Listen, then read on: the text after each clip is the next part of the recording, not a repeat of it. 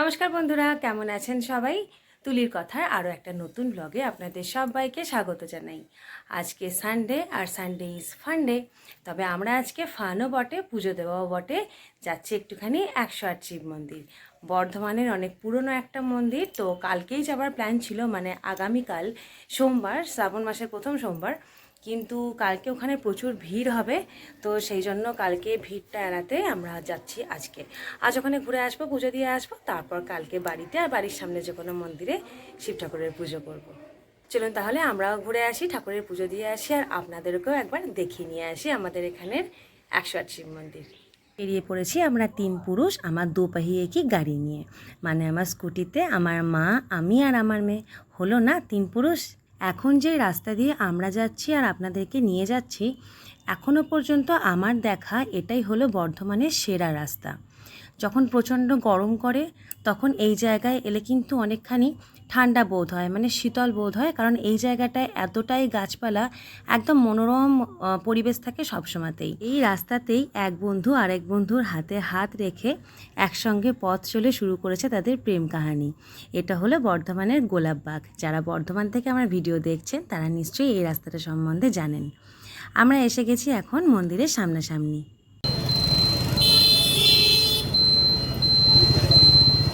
চলে এসেছি 108 শিব মন্দির, বর্ধমানের নবাবহাট থেকে মাত্র 2 মিনিটের রাস্তা। ভিতরটা দেখতে ভীষণ সুন্দর, আর এই মন্দিরটা অনেক পুরনো, মানে অতি প্রাচীন একটা বর্ধমানের ইতিহাস বললে চলে। আমরা তো ভাবলাম সোমবারে ভিড়ে ঢুকতে পারবো না, তাই একটু ফাঁকায় ফাঁকায় রবিবার দিনই গিয়ে ভোলানাথের পুজোটা দিয়ে আসি। কিন্তু এখানে এসে দেখছি একদম একটা অন্যরকম সিনারিও। ভিতরে প্রচুর ভিড়, অসংখ্য ভক্তের ভিড় হয়েছে আজকেই। আপনাদের পুরোটা ঘুরিয়ে দেখাচ্ছি, আশা করছি আপনারাও বুঝতে পারবেন যে কী পরিমাণ ভক্তের সংখ্যা রবিবারেই এখানে আছে। একদিকে আমরা ভালোই করেছি আজকে এসেছি, কালকে এলে কিন্তু আর একেবারেই ঢুকতেই মনে হয় পারতাম না। মন্দিরের ভিতর ভিড় প্রচণ্ড, একে একে জিনিসপত্র বার করাই যাচ্ছে না, বিশাল ভিড়। এই যে প্রচণ্ড, আজকে শ্রাবণের সোমবার নয় তাতেই এত ভিড়। সবাই আমাদের মতো কথাই ভাবছে। এখানে বোতলে সব কিছু একসঙ্গে মিশিয়ে নিয়েছি, দুধ, গঙ্গাজল, সিদ্ধি, ঘি, মধু, দই, সব কিছু। শুধু গ্লাসে একটুখানি করে ঢালবো আর শিব ঠাকুরের মাথায় ঢালবো। তাহলে ওখানে গিয়ে প্রথম মন্দিরটা দিতে গেলাম, ও বাবা দেখছি কোনো স্কোপই নেই, এত কিছু জিনিস বাড়ি করা যাচ্ছে না।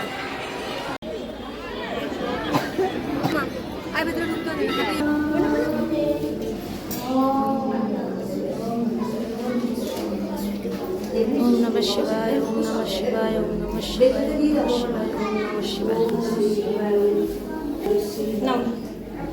ওম নমঃ শিবায়, ওম নমঃ শিবায়, ওম নমঃ শিবায়।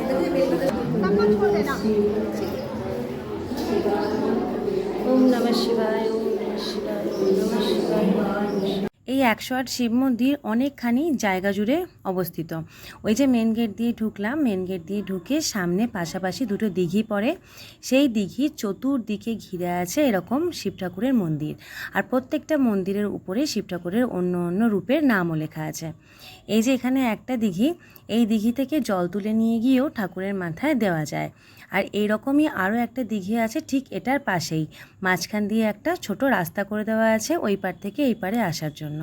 ভীষণ সুন্দর এখানকার পরিবেশ, আর এলে সত্যিই খুব ভালো লাগে। আপনারা চাইলে শ্রাবণ মাসেও এসে এই মন্দির থেকে ঘুরে যেতে পারেন, আর যদি শ্রাবণ মাস বাদ দিয়ে অন্য কোনো মাসে আসেন তখন আরও ভালো করে মন্দিরটা ফাঁকায় ফাঁকায় ঘুরতেও পারবেন, চাইলে এখানে ফটোশ্যুটও করতে পারেন। আর মন্দিরটা ভীষণভাবে মানে সাজিয়ে গুছিয়ে সুন্দর করে রাখা আছে বলে দেখতে আরও সুন্দর লাগছে। এই মন্দিরটা তৈরির পিছনে খুব সুন্দর একটা গল্প আছে, জানেন তো? চলুন ঘুরতে ঘুরতে আপনাদের একবার শুনিয়ে দিই। সেই সময় বর্ধমানের রাজা ছিলেন মহারাজ উদয়চাঁদ মহতাব। তো সেই সময় উনি জানতে পারেন বর্ধমানের পার্শ্ববর্তী কোনো একটা জায়গার মহারাজ আসছেন বর্ধমানে আক্রমণ করবেন বলে, মানে যুদ্ধের উদ্দেশ্যে আর কি। আর তিনি এটাও জানতে পারেন যে সেই মহারাজ ভীষণভাবেই শিব ভক্ত। সেটা জেনেই বর্ধমানের শেষ প্রান্তে, মানে যেই রাস্তা দিয়ে ওনাদের আসার কথা, তো সেই শেষ প্রান্তেই কয়েকদিনের মধ্যে তৈরি করেন এই 108টা শিব ঠাকুরের মন্দির, যাতে সেই যুদ্ধটাকে বন্ধ করা যায় আর একটা বন্ধুত্বপূর্ণ সম্পর্ক স্থাপন করা যায়। তারপরে নাকি সেটাই হয়েছিল। ওই রাজা অনেক দূর থেকে দেখতে পেয়েছিলেন শহরের শেষ প্রান্তে কিসের যেন একটা দুর্গ আছে। তো উনি প্রথমেই এসে দেখতে পান যে এত এত শিব ঠাকুরের মন্দির, দেখে উনি ভীষণভাবে খুশি হয়ে যান এবং বর্ধমানের রাজার সঙ্গে যুদ্ধ ভুলে গিয়ে একটা বন্ধুত্বপূর্ণ সম্পর্কই স্থাপন করেন। এই সম্পূর্ণটাই কিন্তু আমার শোনা গল্প, এবং রাজরাজাদের গল্প তো আমাদের এই জেনারেশনের নয় যে আমরা ওনাদের মুখ থেকে ডিরেক্টলি শুনবো বা দেখব। তো সেই সময়কার যারা ছিলেন তারা তাদের বংশধরদের বলেছেন, তারা বলেছেন তাদের নেক্সট জেনারেশনকে। তো এইভাবেই এই গল্পটা আমরা শুনেছি। আপনাদেরকে রাজরাজাদের গল্প বলতে বলতেই পুরো মন্দিরটা আমার এক চক্কর ঘোরা হয়ে গেল। এখন সামনে একটা ছোট পার্কের মতন করা হয়েছে, মানে শিব ঠাকুরের মূর্তি স্থাপন করে। তো কথাই আছে না যে ভগবানকে কিছু বলতে গেলে আগে বলতে হয় নন্দী মহারাজকে।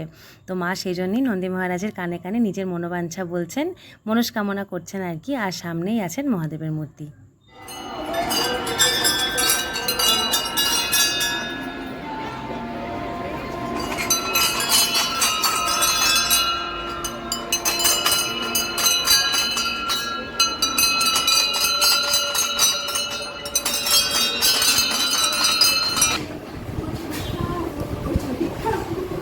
পুজো দিয়ে ঘোরাঘুরি করতে করতে প্রচণ্ড জোর খিদেও পেয়ে গেছে, আর অনেক বেলাও হয়ে গেছে। আমরা একটা দোকানে এসে টিফিন খেলাম, কচুরি, তরকারি আর একটা করে মিষ্টি।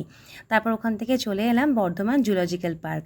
সেই যে তখন সেই রাস্তাটা দিয়ে পেরিয়ে গেছিলাম, সেখানেই পড়ে এই পার্কটা। আরও একটা নাম হলো রমনা বাগান অভয়ারণ্য।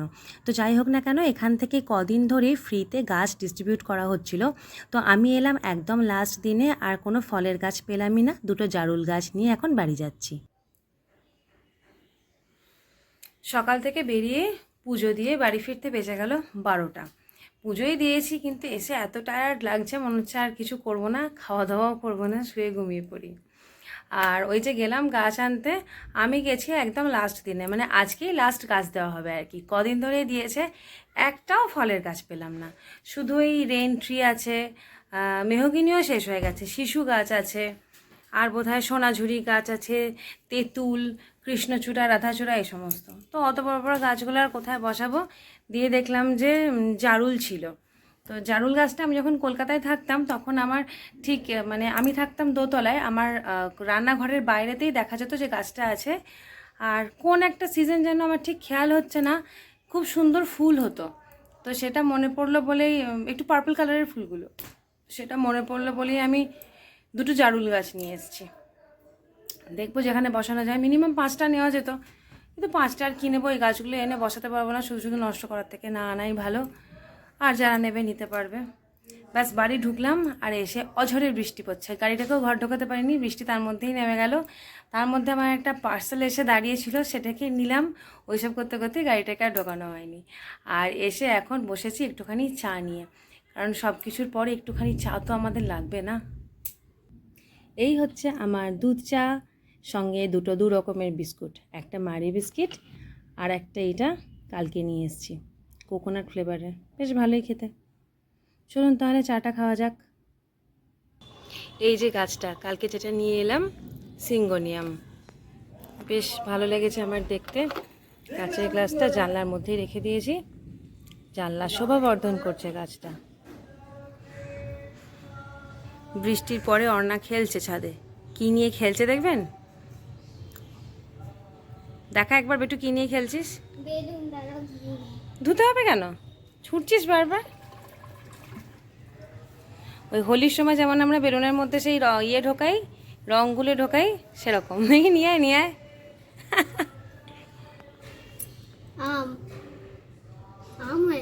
আমি মনে হচ্ছে সোজা দিকে থাকলে। চ ঘরে চ, চ না, চ চ।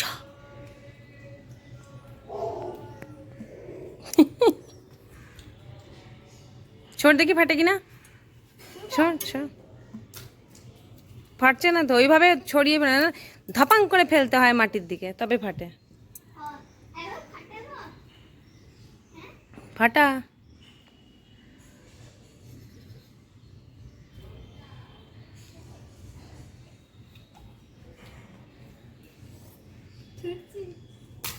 ফেটে গেছে।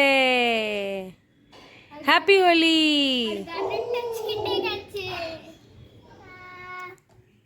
দে খুলি দে। না তুমি পারো না, দাও, বিলটা কাটবে না কিন্তু। এত কি আছে বলতো, নাচছিস যে? যা আছে তোর জন্যই আছে। হাত কেটে না শোনা, আসতে খোল বাবা, ওই উপরটা খুলে খোল ঢাকাটা। এটা ভেতরে ঢাকাটাতে এই নিচের দিকে আছে। দে দে, বের করেছি। বার কর।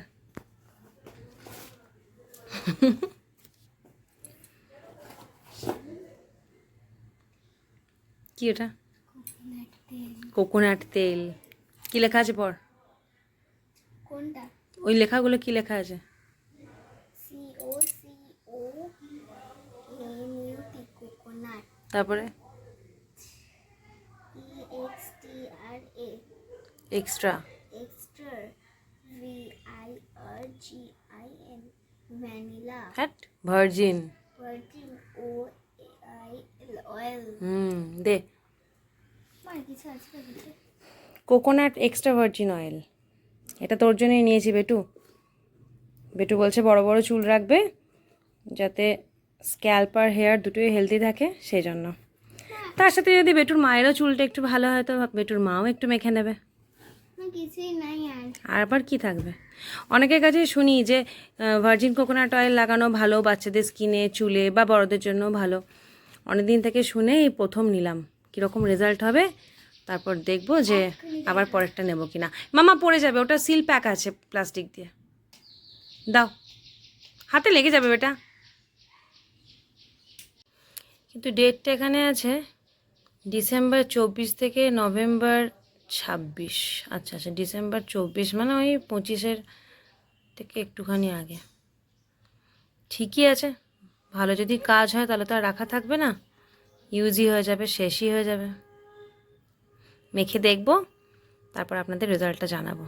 বাজছে দুপুর 2টো, খুব জোর খিদেও পেয়ে গেছে, এখন খাবো লাঞ্চ। কালকে যেহেতু শিবের মাথায় জল দেবো তাই আজকে সংযম। আতপ চাল মুগ ডাল একসঙ্গে মিশিয়ে ভাত করা হয়েছে, আর আছে বেগুন ভাজা, পটল ভাজা, আলু ভাজা আর টক দই। গোবিন্দভোগ চালের ভাত যখন, ঘিটা তো আছে অবশ্যই। চলুন তাহলে চটপট খেয়ে নিই, ভীষণ জোর খিদে পেয়েছে। আবার আপনাদের সঙ্গে দেখা হচ্ছে নতুন একটা ব্লগ নিয়ে। সবাই ভালো থাকবেন, সুস্থ থাকবেন, আনন্দে থাকার চেষ্টা করবেন। দেখা হচ্ছে আগামীকাল নতুন একটা ব্লগে। আজকের মতন টাটা।